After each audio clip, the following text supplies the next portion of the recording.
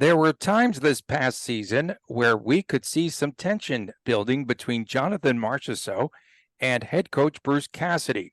And according to a new interview, the Conn Smythe Award winner said that there were often a lot of disagreements and a couple of shouting matches even on the bench. We dig into this story right after this on Locked On Golden Knights. You're Locked On Golden Knights, your daily podcast on the Vegas Golden Knights, part of the Locked On Podcast Network. Your team every day.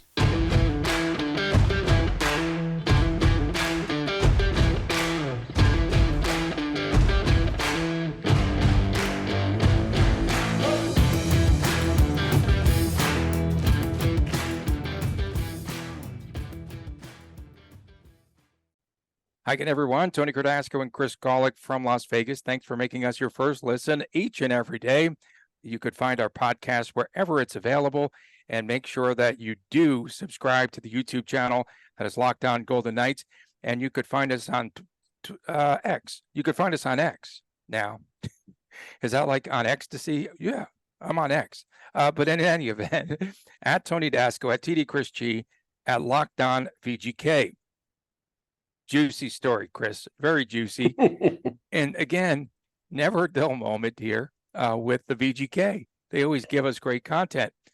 So this was reported by a French-Canadian press outlet called TVA. Two very fiery men, if you will, both competitors. And the Conn Smythe Award winner says that it hasn't always been sunshine and rainbows between us. Did he mean sunshine and roses?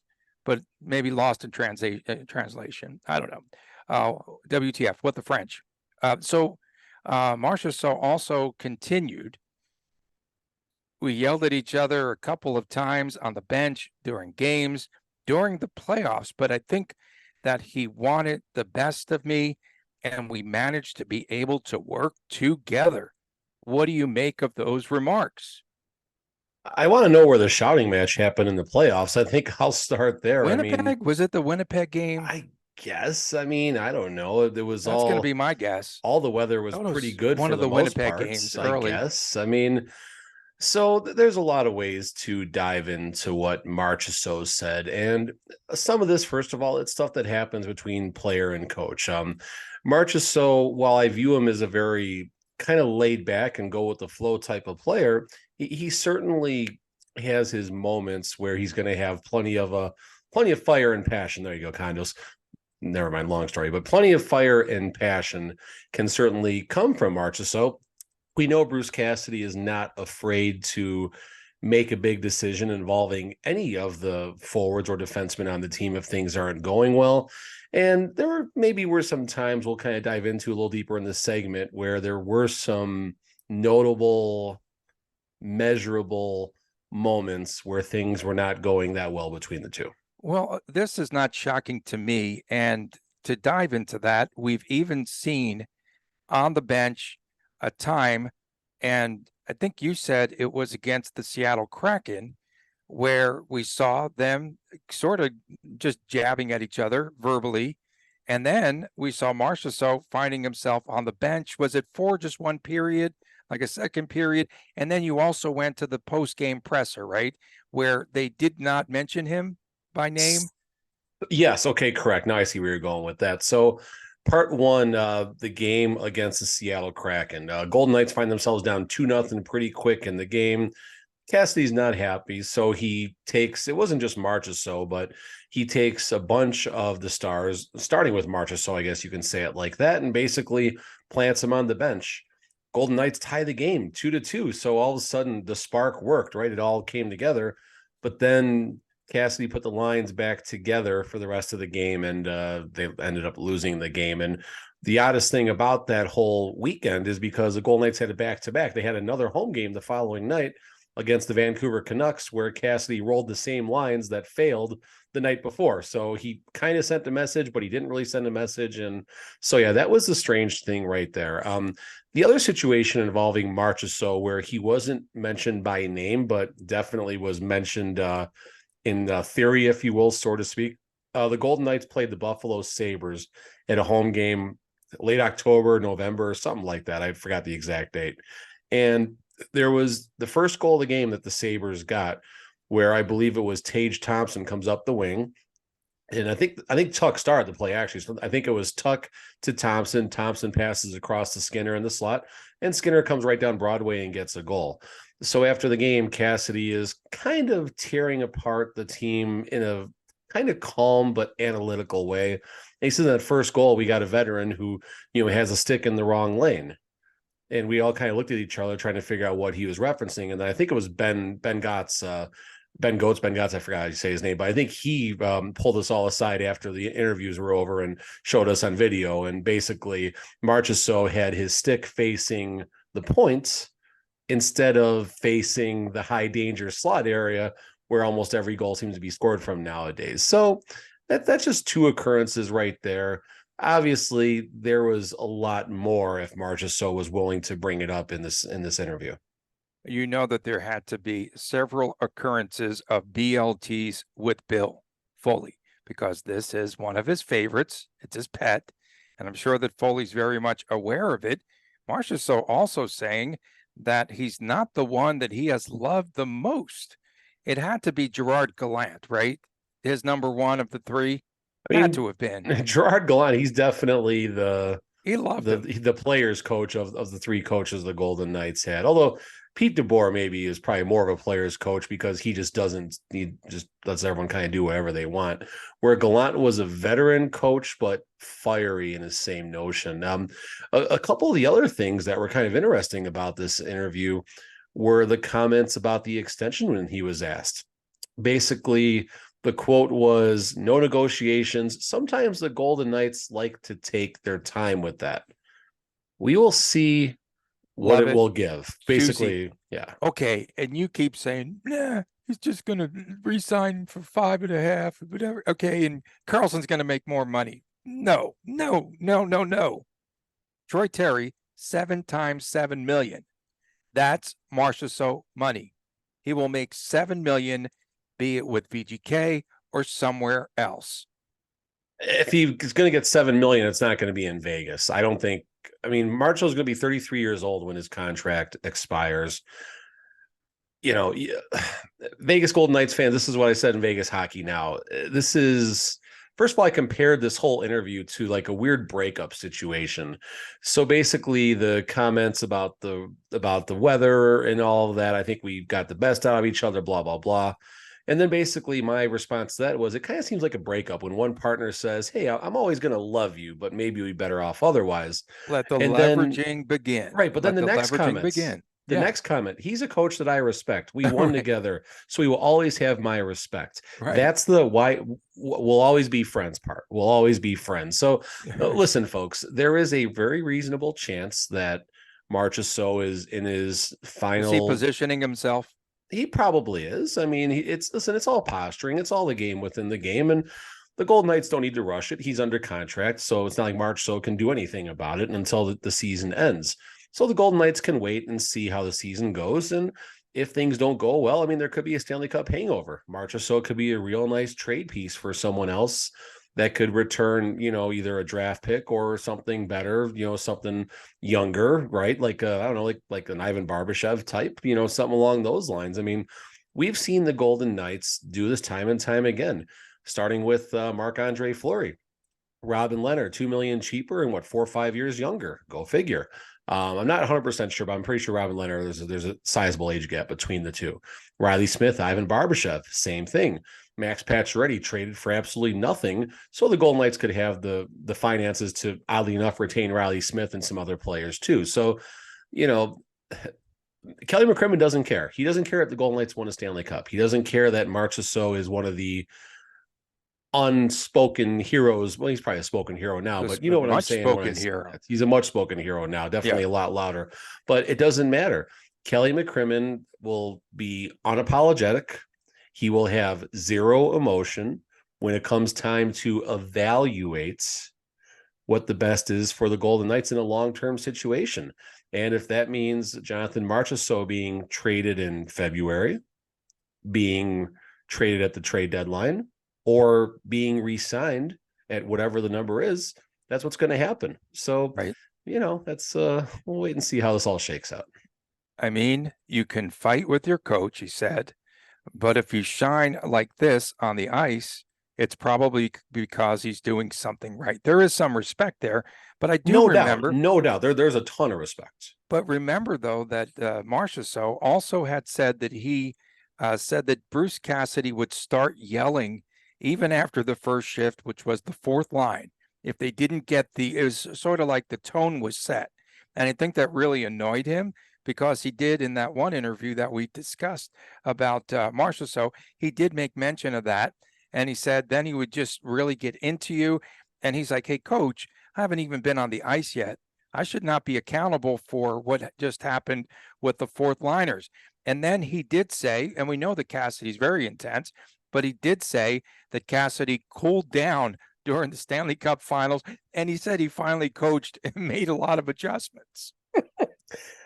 Yeah, I mean, listen, Bruce Cassidy, he wears on these players. We've had this conversation a few times, but we started his 5 years to maybe it's not about he's not going to be here 5 years, folks. I'm not going to apologize for saying that. That's what I said. I said it's going to be 3. He could win the Golden Knights can win the Stanley Cup next year, and it might not change the goal line as far as we're concerned with the shelf life here. And again, that's not knocking Cassidy. That's simply acknowledging, again, that there's a lot of reality. Big egos in the front office, too, that they don't give him the credit that's due. And we'll talk about some of that in the second period here of our show. There you go. I like that. Second period. There we go. Okay. Was that the transition?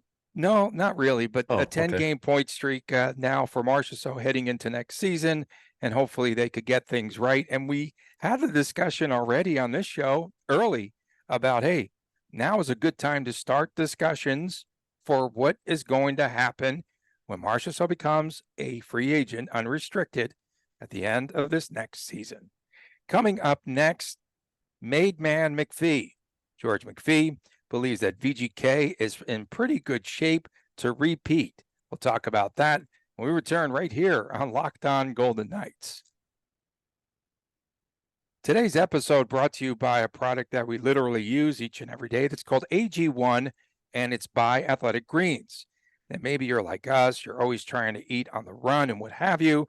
And really with AG1, with one delicious scoop of AG1 in a glass of water each day, you get so many good vitamins, 75 high-quality vitamins, Chris, minerals, whole food source, superfoods, probiotics, and adaptogens that get your day started on the right foot. And it can be very hard and expensive to keep track of all of the multiple different supplements and vitamins, not to mention how hard it could actually be on your stomach when you try to mix them all up. AG1 costs you less than $3 a day, and you are investing in your health, and it is much cheaper than your cold brew habit. Right now, it is time to reclaim your health, and to make it easy, Athletic Greens is going to give you a free 1-year supply of immune supporting vitamin D, and 5 free travel packs with your first purchase. All you have to do is visit athleticgreens.com/NHL Network. Again, that's athleticgreens.com/NHL Network to take ownership over your health and to pick up the ultimate daily nutritional insurance.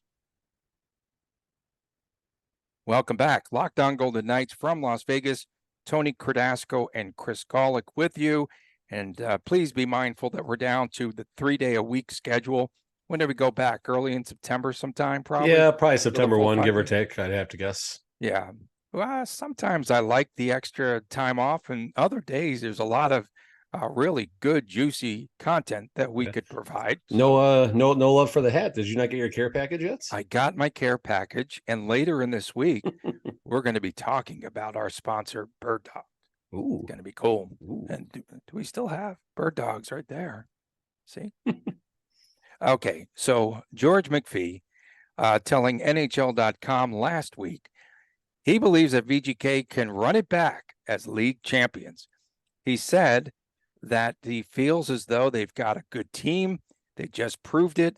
He said they played through challenges and they could come back and play again.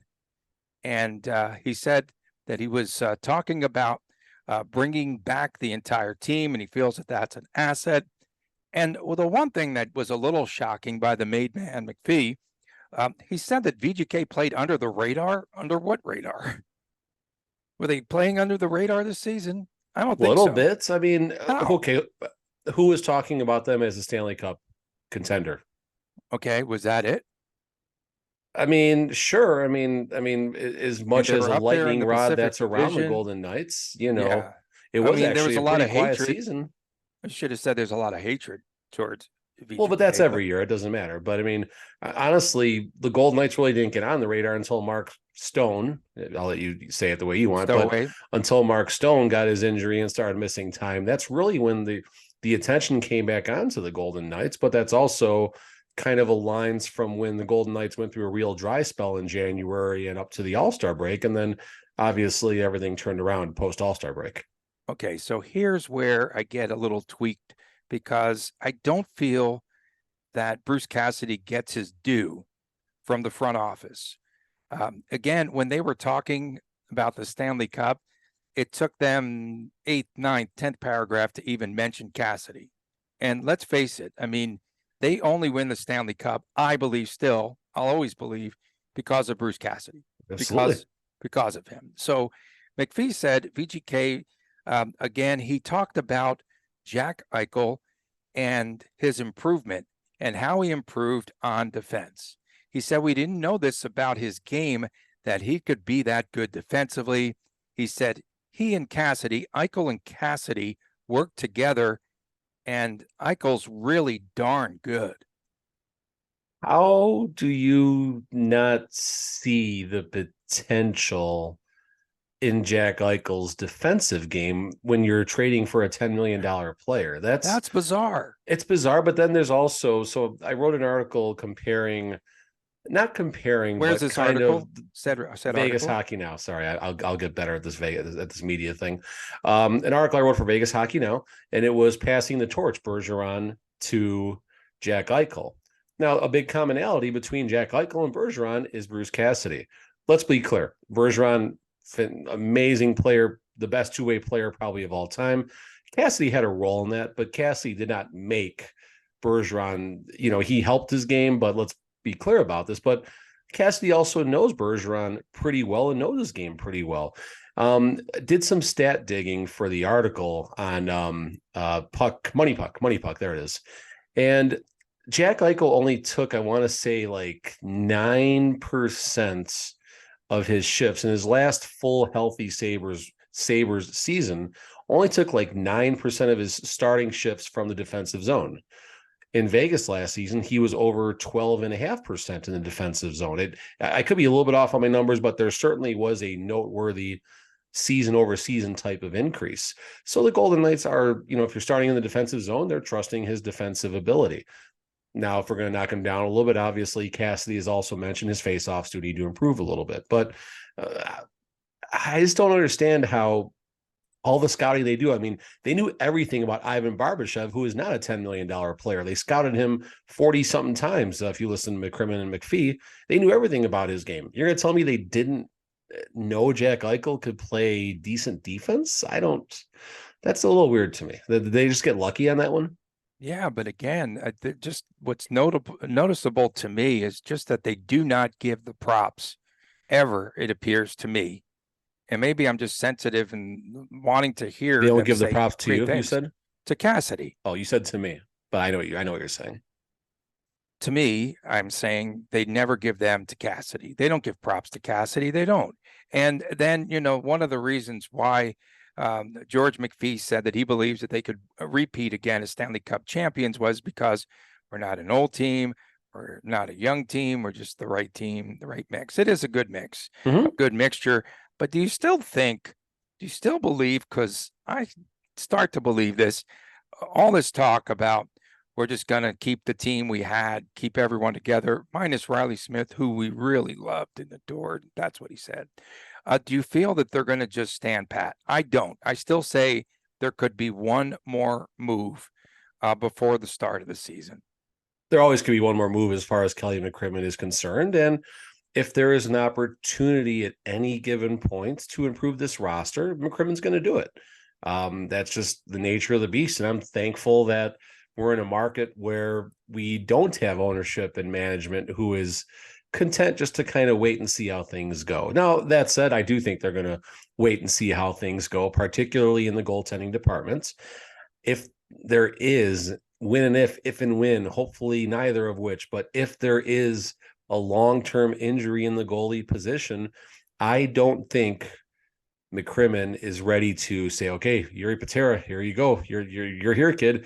Because you don't want Logan Thompson or Adin Hill being relied on to start 8 out of 10 games, 9 out of 10 games. You don't want either goalie in that spot because it, we've seen how it didn't work previously. Now, props to Adin Hill. He was able to get through, the playoffs when he did become the starter through game 3 of the Edmonton series and was able to get through, obviously, the end of the playoffs at full health. So maybe Adin Hill is over that hill. Terrible. Maybe he's over that hump, if you will, of injuries, and possibly it's going to be better next season. Possibly Logan Thompson. Maybe he's going to be better next season. Who knows? But if the keys to the car at any point need to go to Jiri Patera, that's when they start kicking the tires on some goalie transactions.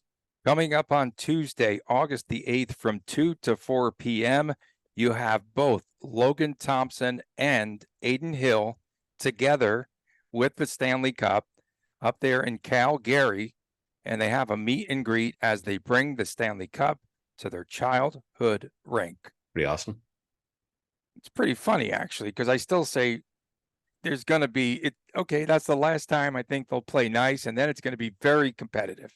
It's going to be competitive, but it's not going to be competitive in an unfriendly way. There won't be any BLTs with Bill. Oh, there'll be BLTs with Bill, but they'll probably both be together while they're eating them, all three of them. It was suggested earlier on in the summer that there was possibly that they should put BLTs in the cup. Exactly.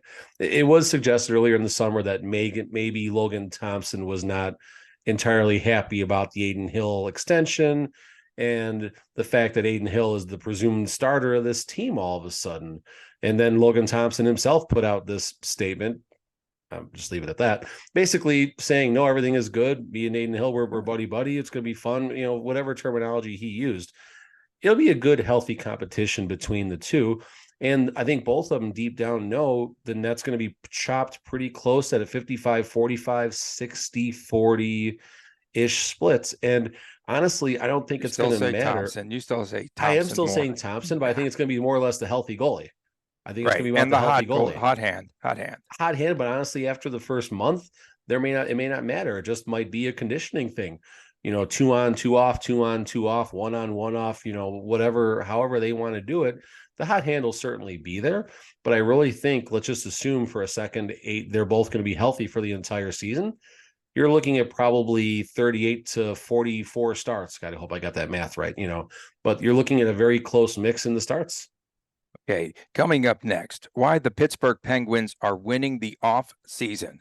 The latest deal done by Kyle Dubas is his biggest score to date. It is Erik Karlsson, the defenseman from the San Jose Sharks. Hey, at least VGK got rid of him from the division.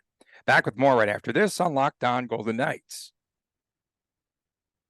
Welcome back to Locked On Golden Knights from Las Vegas. Tony Cardasco and Chris Golick. Thanks for making us your first listen each and every day. Make sure that you subscribe to the YouTube channel, Locked On Golden Knights. Of course, Chris has duties with Vegas Hockey Now. Check that out on each and every Friday show. It is WTF What the Friday. This Pittsburgh Penguins team will look a lot different this upcoming season. They added some much-needed depth, Chris, to the lineup during the offseason. On Sunday, the Penguins solidified their lineup by adding star defenseman Erik Karlsson to the mix. So they've done some pretty good deals over the offseason, one being the addition of Riley Smith. And they had a lot of issues with the bottom six, they said, last season, not so good. I remember reading a lot about that. And in addition to Smith and Erik Karlsson, Noel Acciari's there, Lars Eller, Matt Nieto. They re-signed Tristan Jarry, and they added some other pieces as well, and Ryan Graves defensively. So I think they're going to be a much better team that they will have there on the ice. One of the downfalls of this team currently, one of the issues they have is Jake Guentzel will be missing the first 3 months of the season due to an ankle injury. It's up to months now? Wow. Yeah, 3 months. And he didn't have off-season surgery from what I remember. Didn't. Because he was working out and trying to get back into shape, and it just wasn't responding well. They finally decided late, I think last week, to have the surgery, and now he will be out 3 months.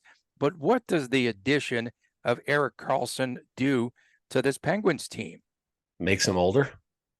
I mean, listen, the Pittsburgh Penguins are going for it right now. They know their window is extremely small. They got Erik Karlsson for 4 more years. Realistically, how many more seasons can he possibly even flirt with being a $10 million defenseman?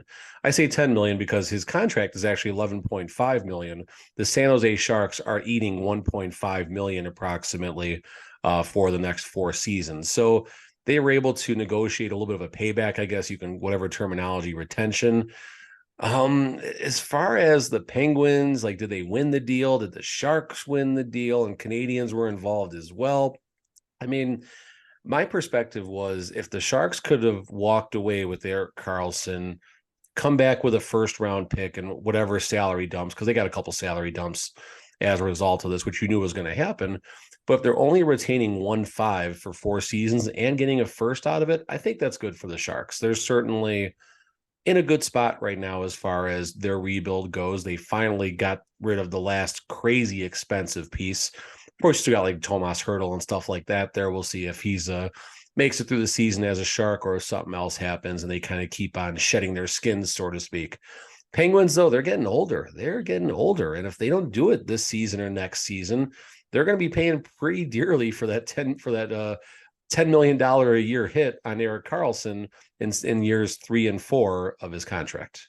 Another goalie signed was Alex Nedeljkovic from Detroit, from the Red Wings. They signed him, and so that made Casey DeSmith, I think, was the 4th goalie, and so that made him expendable.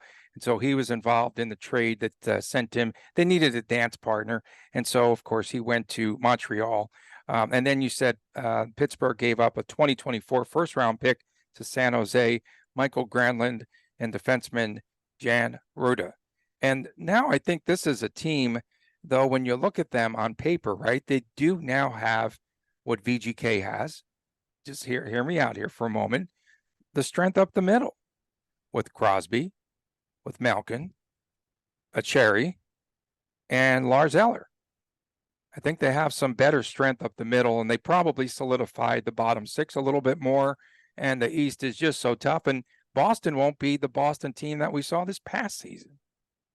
Yeah, I mean, Boston, I think in the Atlantic, they're in a weird spot right now. All the retirements and trades and everything. Can they still be a tough team? Sure. Can they still even win the Atlantic? Absolutely. Can they finish 15 in the Atlantic and not make the playoffs? Absolutely. That's kind of how tight the Atlantic is. You could have 6 teams make the playoffs from the Atlantic, which would be crazy because the Metro is incredibly tough too. And you wonder kind of how Carolina is going to react to this right now, because Carolina was the other piece possibly to an Erik Karlsson deal. Early on, I guess there was some type of offer made from Carolina to Pittsburgh, and Pittsburgh kind of said, okay, we'll let you know. And then they shopped that to Pittsburgh. I'm just kind of surprised that the best the Sharks could do is increase it to only a 1.5 salary retention and a first round pick. But the Carolina offer probably wasn't much more than future considerations where we've seen that happen before. Okay, to put a bow on this show today, Jonathan Marchessault, what are your thoughts about, do they negotiate with him and his agent during the season? Do they let it fly? Do they wait till later? And is this going to be an ongoing situation with this team?